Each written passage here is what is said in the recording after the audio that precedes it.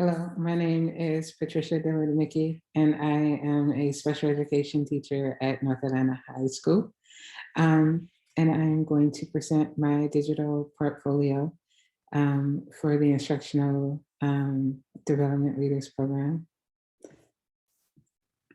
Let's see, I'm going to share my screen. So I'm going to go through a few of the things that we learned along with my school improvement project, some of the essential experiences as well. But I will start with a short disclaimer there. I did miss a little part of the program towards the middle of it due to some personal things going on with my mom, and I'll get through that throughout this as well. So I explain that as well. So it may not have everything that we went through for the whole entire year or the school year, but I think I got enough of it. And then I went back and I was able to try to recapture some of the things that I did miss, so that I didn't feel like I was being left out of a whole lot. And it also helped that one of my peers in my cohort was also from my school too. So it helped to have that kind of partnership as well. And I think that's one of the greatest foundations of the leadership program, is to have that foundation to build on, so that you're working in teams and you have that support system in place. So I am going to start off by sharing my screen. Just for a second. Hold on just a second.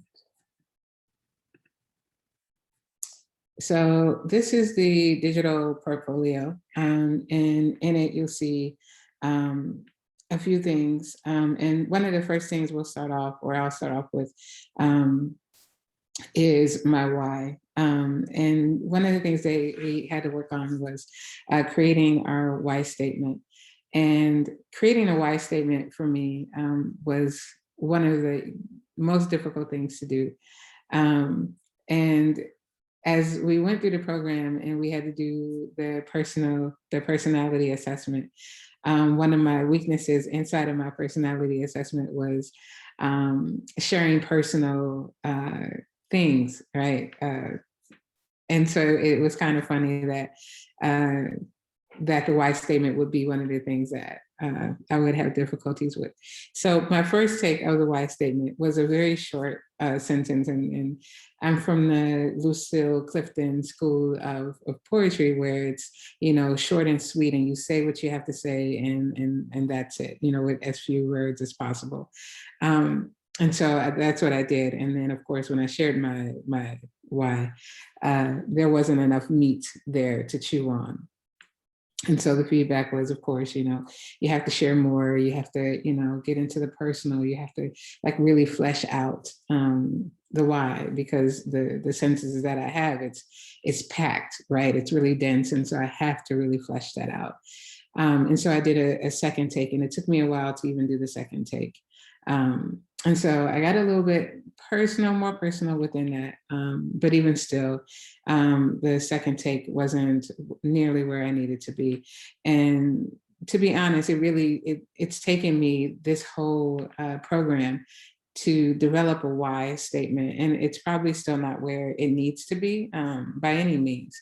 But I think it's really getting into the inner essence of why I do this work of teaching, of why I want to be in a field of curriculum and instruction, and why I love doing it, right? And so I think the third take is really getting to the heart of it. And it's going to go through many more reiterations before I really get it as concrete as I want it to be. But once we get to the personality assessment, you'll see another weakness that it says that I have, is that I'm a perfectionist, right? And so not that I want my why statement to be perfection, but I really needed to say like all that it needs to say in as few words as possible, right?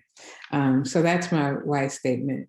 So it's still a work in progress. It's still a work in progress, but I'm happy with where it's going so far. So that was one of the biggest lessons when we started out with the program and during our essential experiences.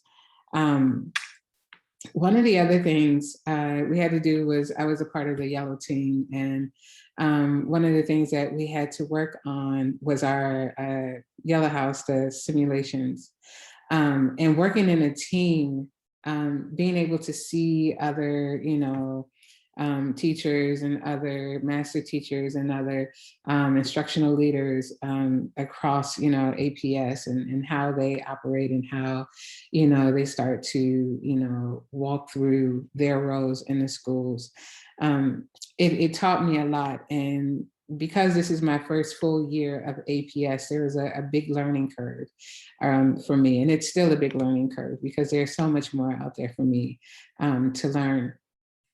But being in a group of my peers from different schools allowed me to see what APS was really doing and how people were handling the things that they were dealing with within the school. So these essential experiences, when we did the simulation work as a group, like it took us a minute to get through. And because I'm not the most, I used to think I was like the most cockiest person, but being in this program, I really took a big step back. And so I sat in silence a lot because it felt like there was so much that I didn't know.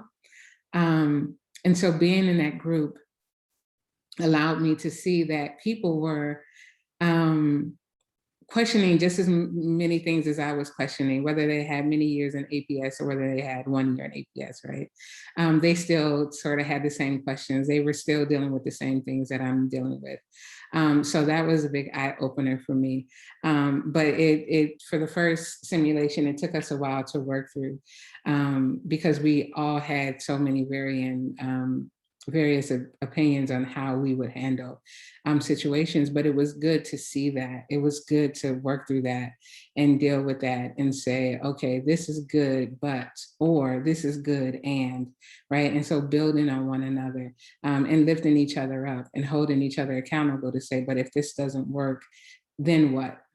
So that was the working as a group and being able to do things like that was really helpful, especially for me coming in.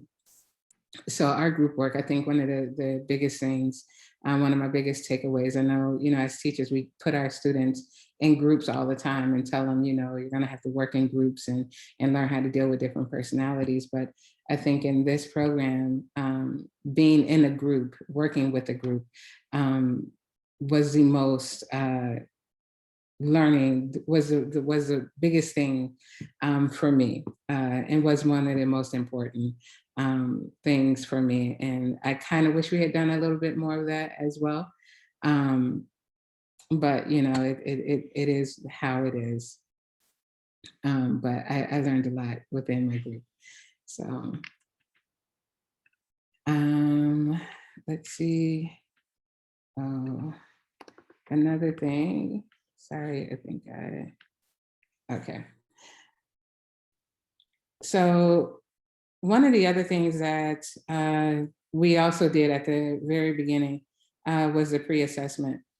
And I must be honest, the pre-assessment was one of the things that was just, it humbled me to my core, because to see things that are like at the bar, approaching the bar and below the bar, right? To have to click below the bar, that made me feel like I was like less than, right? And so then I had to, do some inner work to say, okay, it's not that I'm less than, it's just that I don't know these things, right? I'm operating below the bar when it comes to these certain things. And so it was really humbling to say, okay, this is where I am, and I see where I need to be if I am going to be a leader within APS. at any point within any role I'm in. If I'm going to be a leader, then these are the things that I need to have. These are the things that I need to learn. So the pre-assessment was pretty major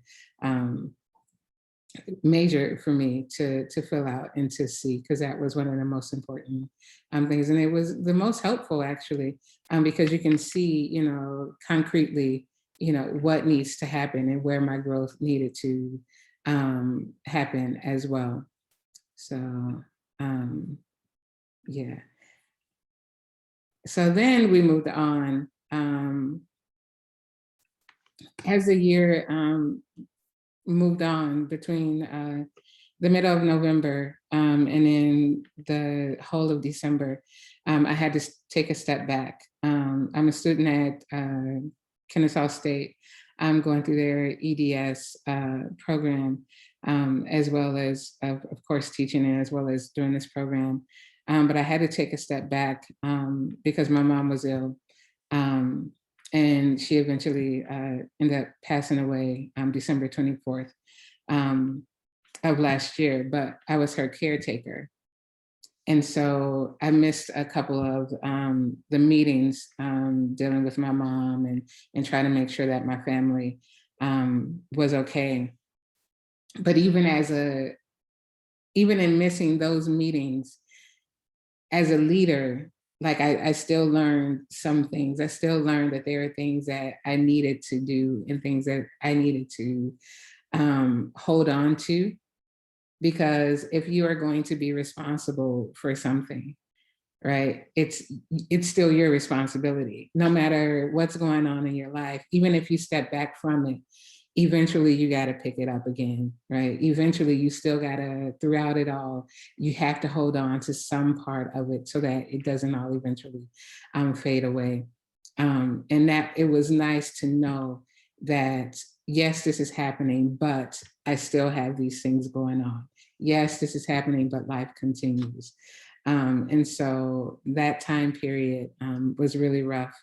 And then coming into January and trying to get everything back on track and dealing with that mentally, physically, spiritually, and looking at myself to say, what am I now as a leader? How do I look now as a leader going through what I have gone through?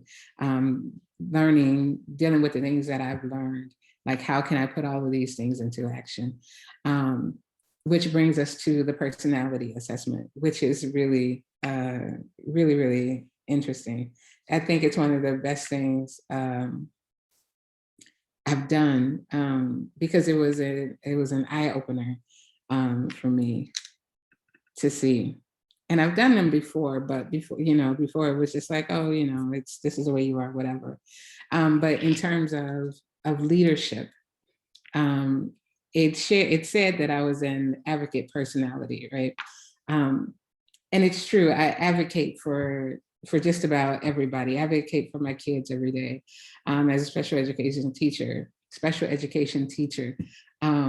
I tell my kids, and even outside of special education, if you do not advocate for yourself, then no one else will, right? And chances are somebody else will, right? But they have to know that they have to be the ones to take the lead, because they cannot always depend on somebody else to do that, right? I'm always going to advocate for them, but I'm not going to always be in their lives, right? So they then have to know how to advocate for themselves. So as an advocate, yeah, definitely that was very key. But seeing the strengths with creative, insightful, principled, passionate, altruistic, that was all, said and good. And I appreciate that. But one of the things that really I had to look at and say, how do these things impact me as a leader, right? In whatever capacity. Sensitive to criticism, reluctant to open up, perfectionistic, avoiding the ordinary, and prone to burnout. I used to think that I was, again, the cockiest person coming from Brooklyn, New York, You know, I thought I knew just about everything. And if I didn't know it, I was going to find out and learn about it. So then I would know, right? Um, so receiving criticism, it was like, you know, it's always been one of those, like, I know I need it. And so I have to prepare myself for it. So yes, I definitely, that is a weakness. I am sensitive to criticism. Not to say that I won't receive it, but I have to make sure that I am in the right place to receive it and to make sure that I'm listening correctly. And so that that listening piece is really key for me. And then reluctant to open up, and that brings us back to my why, and my why writing my why was so hard, because I'm a private person. I don't want to, always share everything with everybody. And so even as a poet, I'm still a private person. Um, but also the perfectionistic aspect of it, right? I want my why statement to be, the best. I want it to be, succinct. I want it to be, I wanted to say everything that I needed to say, right? And I don't know if it ever will, but that's that part of me, right? And that's when I have to learn to say, okay, it is what it is right now, and I have to leave it. So those are the things that I have to work on, whether it's private, whether it's personal, or whether it's as a leader. So if I have a team and they are not doing everything that I want them to do, like the way that I think it should be done, then I have to step back and say, but is it good? Right? It may not look the way that I want it to look 100%, but is it good? And is it getting the job done? Right? And is it right for the people at the end of the day? So those are the things that I have to stop back. I have to take a step back and check myself on. So doing the personality assessment was really key to me. And I gotta be honest, moving to Atlanta, it's been one big learning lesson after the other. Which brings us to the school improvement program. So originally, my my project was to develop a curriculum, or a pacing curriculum calendar, better suited for ESOL, and SPED students in ELA. So in our school, I realized that every POC, as SPED teachers and as ESOL teachers, we were always behind the bar. We were always struggling to try to catch up with the pacing curriculum set forth by the gen ed teachers, right? Even though we sat in the same room and helped created the calendar, right? But the pacing was always off, and eventually ESOL and SPED students, our classrooms always fell behind.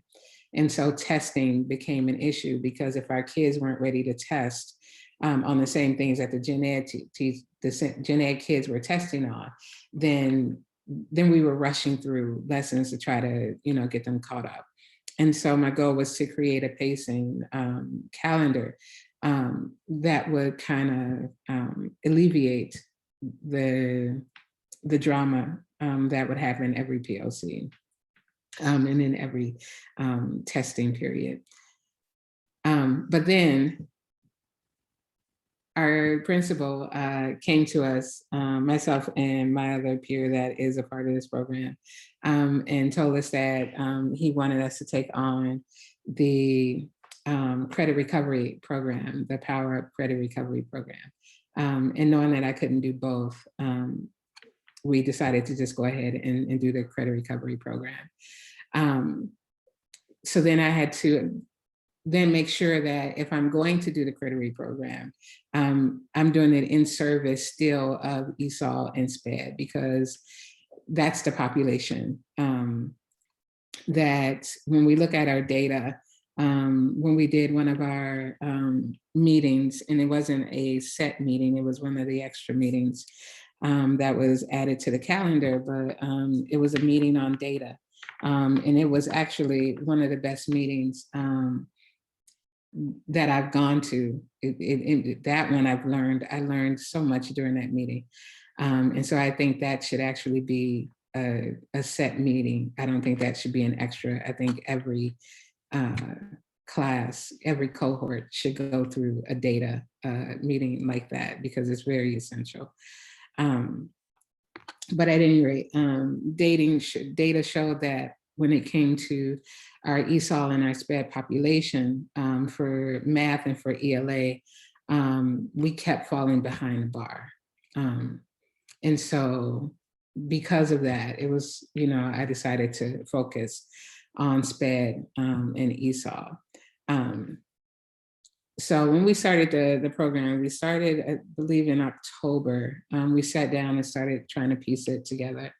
And one of the things I realized is that it would be helpful if we had a support team, right? So we came up with ELA support, and that ELA teacher would support US history, like the social sciences, social studies, I'm sorry, in ELA. And then we would have math support for SPED, ELA SPED, ESOL SPED support, right? So 2 supports for ELA.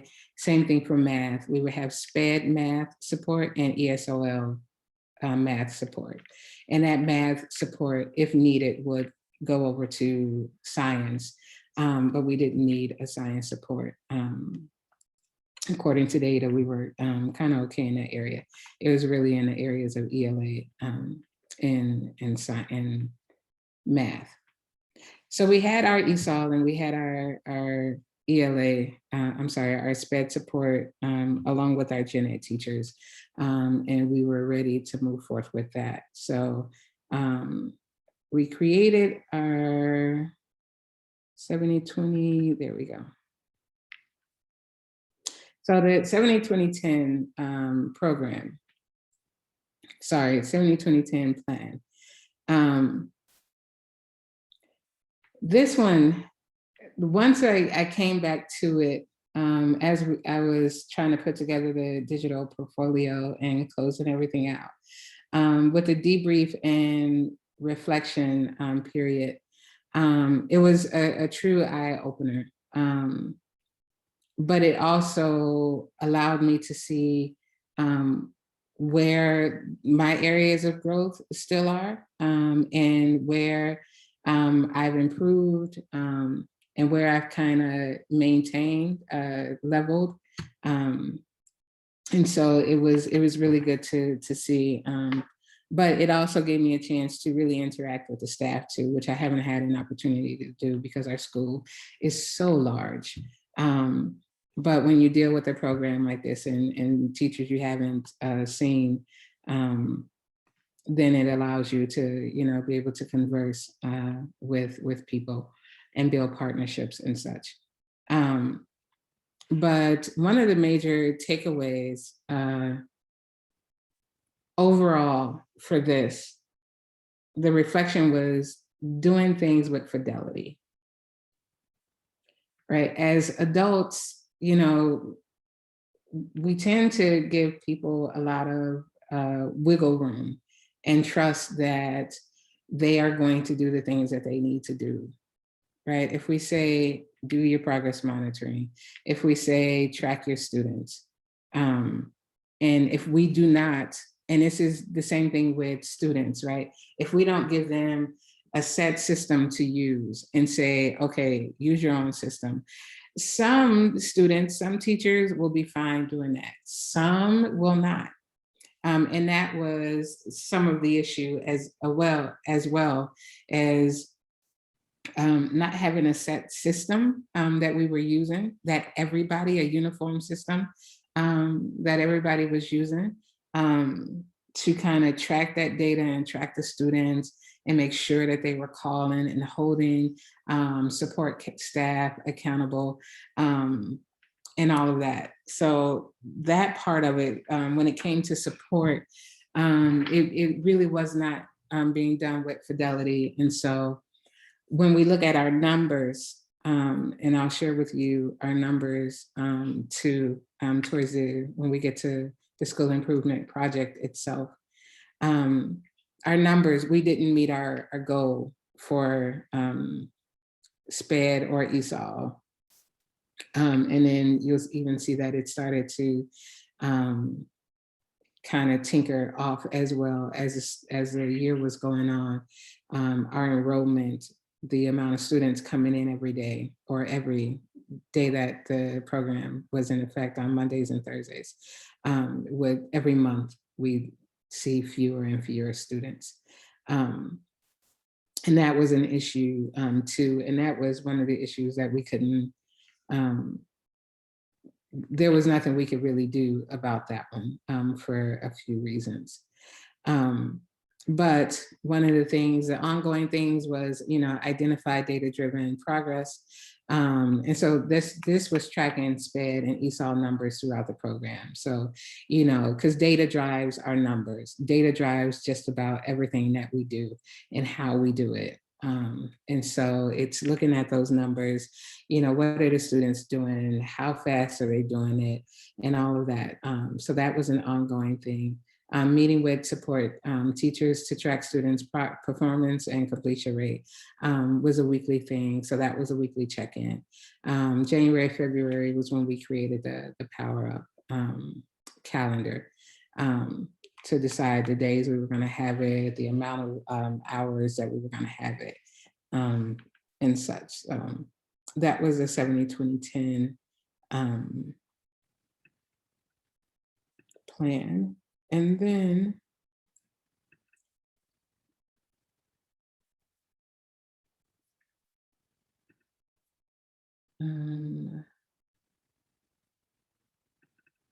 okay.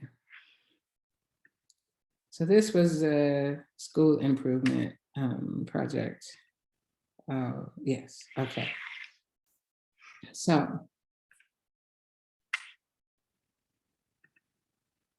all right.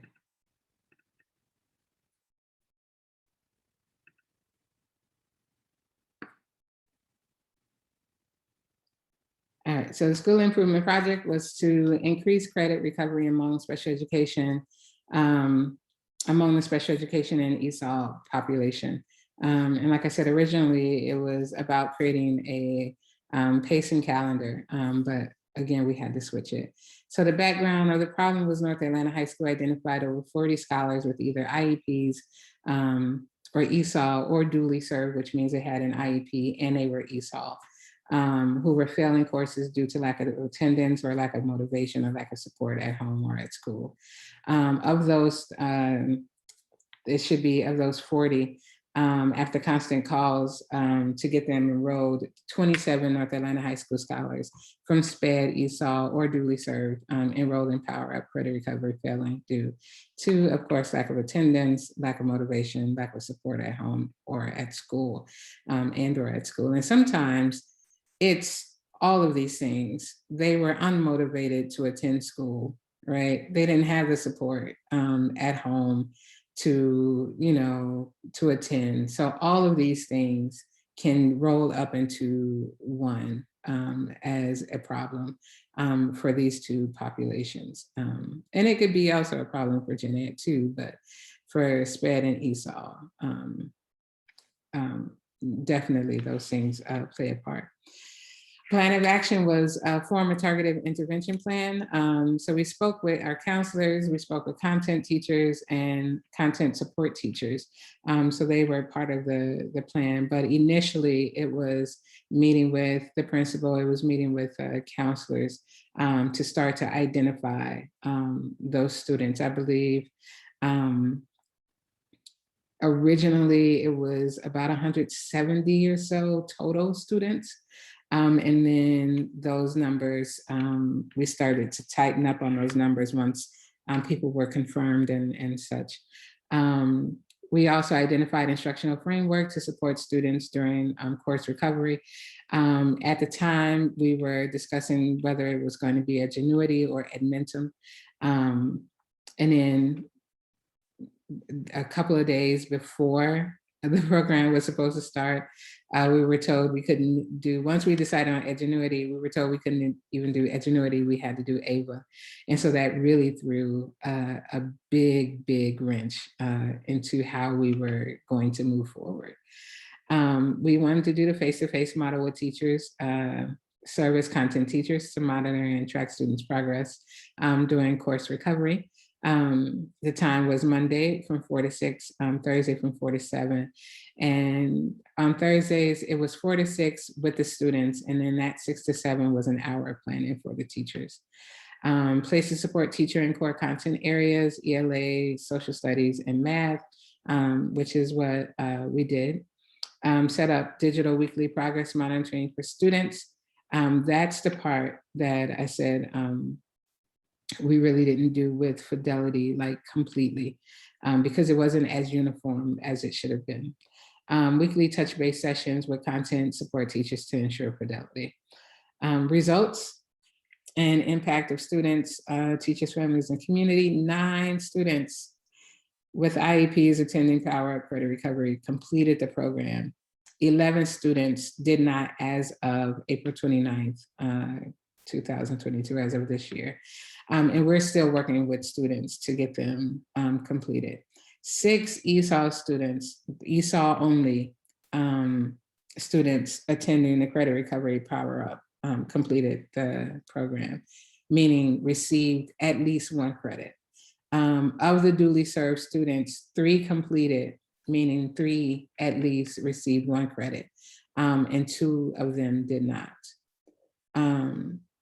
So it's, our numbers did not look the way they should have looked.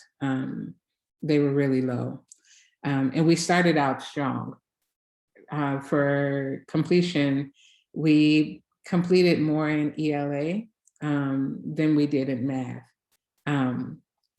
For ESOL, we completed more in ELA than we did in math. And I believe for math, our numbers were around the same. For lesson learned, create a school-wide interactive system to better serve students with IEPs or ESOL students. And so using AVA, AVA was not necessarily the most efficient for us. And it's still, as we're trying to close out the school year with students who are still completing the classes on AVA, it's still not the most useful because it's hard to get in touch with the teachers that are supposed to be overseeing it. Even though we have our teachers that that worked directly with the students, there are another set of students that oversee it with AVA, and they are hard to get in touch with. So it's not the easiest program to use. Edmentum was a fabulous program, but anyway, students who struggle academically can have burnout if they were trying to maintain their current grades and recover from failing grades simultaneously. This was a big issue, and I don't think we really knew how much of an issue this was going to be. And it was part of the reason why a lot of students, once they realize they can complete the program at home, which is the problem with AVA, is even though we told them they needed to be in person, they could complete the program at home and be done with it. But if they are behind, if they're trying to recover 2 credits, right? And maybe an ELA credit and maybe a math. And if they are already behind in their current classes, trying to keep up with their current classes and doing AVA at the same time, they were burning out. And they would start out strong and then slowly but surely those numbers just started declining. And so it was a big burnout for a lot of them. Create more efficient progress monitoring system for SPED and ESOL students. Progress monitoring is key. It is key. It was the one thing that and I'll take the responsibility on. I dropped the ball on that one. because I didn't push it as hard as I should have. Create a system outside of Edgenuity to create a separation between ABA and Power Up. And that's what I meant when I said using ABA was not the most efficient for us. So it's either Edmentum or we need to use somebody else, use another system where we are not tied to waiting for another entity to help us out, where the kids are left waiting. Monitor teachers' grade books for better transparency and create opportunities to be proactive instead of reactive. Because we were reacting to a lot and not being very proactive to a lot. And so if we created a digital platform, whether we kept it in Google or whatever, where the grades were monitored, the teachers go in and put it in every class where we can see like right in a minute, where the students are going, how fast they're working, and all of that. And I think working with ABA took some of that away as well, because teachers didn't always have access to some things. So ABA, it didn't lend to helping us keep up with stuff. And it didn't help that we weren't trying to make it better. So next steps, continue to monitor students' progress through the end of May to increase completion rates, which is what we're doing now. Transition students over to summer school who do not successfully complete Power Up. And so those students, if they do not receive a 70 or above from Power Up, they'll have to take the class again in summer school. So that was the overall project for me. And it was a big learning lesson. And it was an eye opener, and I learned a lot. And just to show, these were some of the students that we had. You can see the duly served, some were sped. So if they were in green, it meant that they completed the program, and in green meant what subject they completed. So, they color coordinated with sped, ESOL, duly served, and such. And so that's how we tracked. And then yellow are the students who are still working through the program. Students in the orange are done. Students in the white are not that they're done, but they dropped the program. They ended up being dropped. So those are the students that are left. So as you can see, we still have a lot of students who are still trying to, recover credits within the system. I'm not sure if they're going to be able to do that. To be honest, I'm not with anybody, without someone there to like constantly be on them and say, do this and do this. I'm not sure how far our kids are going to get with it. But it was a good learning lesson, and it taught me a lot about APS. It taught me a lot about being a leader in a school, that crucial conversation piece that we did in our essential classes, our essential lessons, just being able to, go to someone and say, give them their glow, right? You always want to hit them with the glow first and say, you're doing this is good, this is good. But, right, this is what we need, but this is what I can help you with, right? Or this is the area that we still need to see some growth with, and this is how I can help you with that, right? So having those conversations with people and saying, you know, hey, these are my best practices. You can use them, you cannot use them, but whatever it is, you know, they're here for you if you need them. You know, this is how, you know, I do what I do.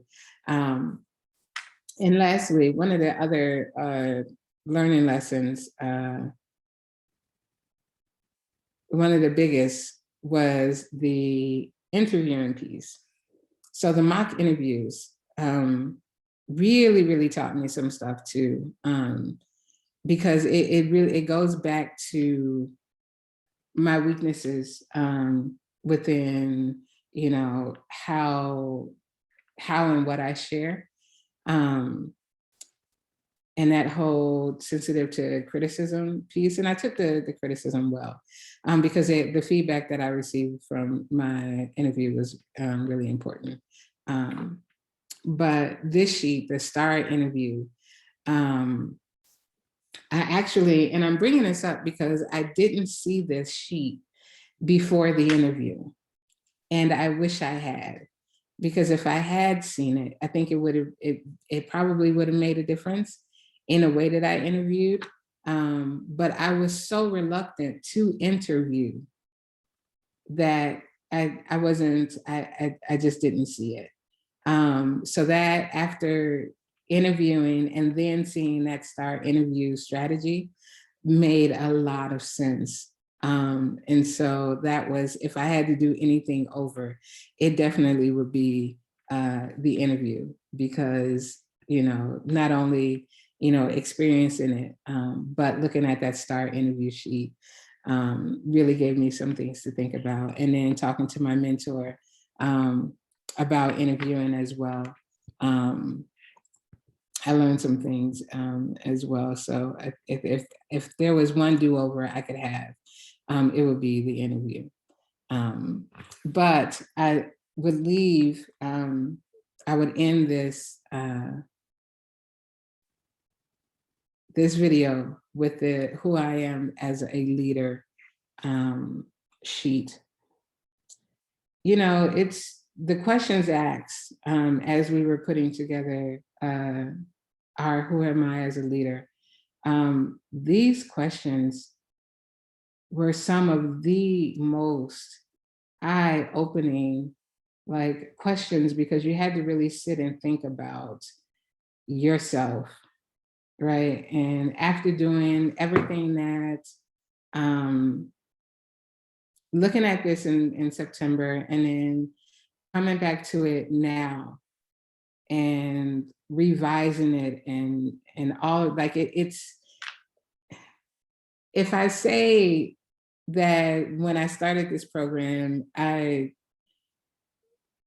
don't know, I don't want to say I knew nothing, but I really didn't know a heck of a lot. I didn't know a lot about myself as a leader. I thought I knew, and that's the thing. I thought I knew a lot about myself as a leader, but I really didn't. And so one of my biggest takeaways was, again, putting together this portfolio and looking back on who I am as a leader, and looking at, you know, my answers, and then looking at my why and revising my why. And, you know, doing my post assessment to look at, you know, my growth and all of that, and still the areas that I have left to learn. There's still a lot out there that I have left to learn. There's still a lot out there that I have, sorry, there's still a lot out there that I have left to do. But at the end of the day, this program has taught me that I am nothing if not brave. I am nothing if not strong, and I am nothing if not capable. And I am nothing if not a leader. And so with all the tools that I've received here in the program, I can take what I know and do a lot of work with it and grow. And so I thank Dr. Hunter, I thank everyone who was a part of the program. And I thank my mentor, Mr. White, And I thank everyone who has poured into me all the things that I needed to do, all the ways that they've held me up to complete the program. So I thank you all for such a wonderful time. Bye.